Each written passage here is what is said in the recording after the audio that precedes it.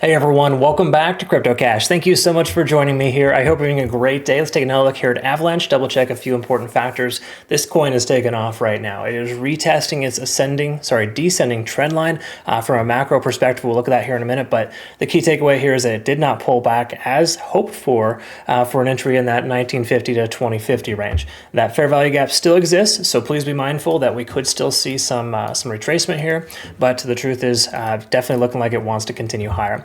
Thank you again for being an awesome part of my life. Deeply appreciate the wonderful feedback lately.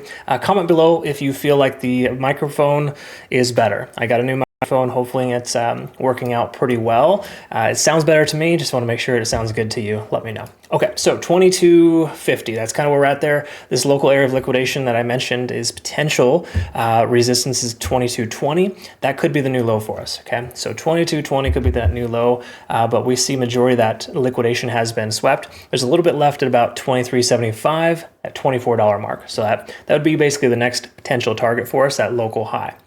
Having said that, liquidation delta is super high.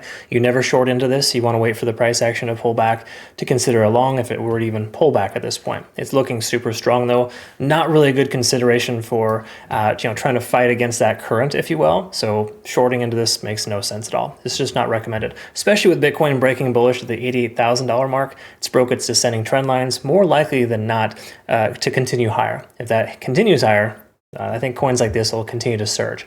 We can see our local open interest at 2160 to 2180. So that really enforces that support if we get into the $21 mark. If we take a quick look here at the daily time frame, we can recognize that our macro structure is looking pretty decent here. In other words, the 20 and the 50-day SMA are tentatively below the price action.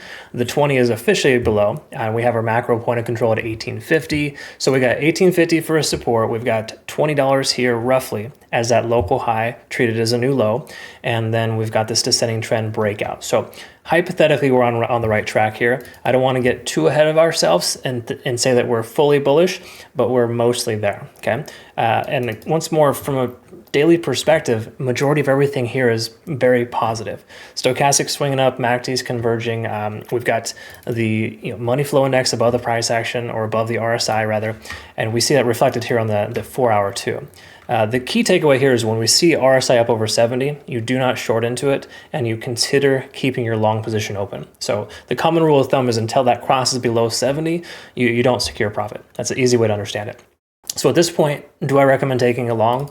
No, I'll probably never recommend taking a long at what feels like the top, even though yesterday it felt like the top and we're higher now. But once more, I don't like to try to catch a falling knife, so to speak, or in this case, try to catch a runner, so to speak. So it's important to recognize that if you're going to take a long position, which I totally understand if you're considering it, it's totally on fire right now, probably likely to continue higher. If you're going to do that, make sure that you just adjust your stop loss higher into profits, use low leverage, don't get too crazy with it, because the likelihood of pullback is getting higher as we maintain this level, right? And you got to recognize too, Bitcoin is pulling back a little bit. If it does kind of capitulate to this $86,000 range, which I think is still a possibility, then I feel like we're going to probably see a bit of a correction here for this coin. So awesome stuff. Yes, just don't be like don't let FOMO get you here. I think there's still potential for pullback. So once more, I'm always going to recommend waiting for a better entry, even though that better entry may not happen. We are massively overextended on the hourly, so we've been running about 13 hours in the same direction without correction. When that happens, it's very common for the price action to return back down to its local high. We can see here, we hit a 9 on TD sequential previously, spent about 6 or 7 hours overextended, and the price inevitably pulled back and bounced here. Okay. Now keep in mind, it bounced because Bitcoin did too, but it's bouncing twice as hard as Bitcoin, so absolutely a coin worth considering a long position with.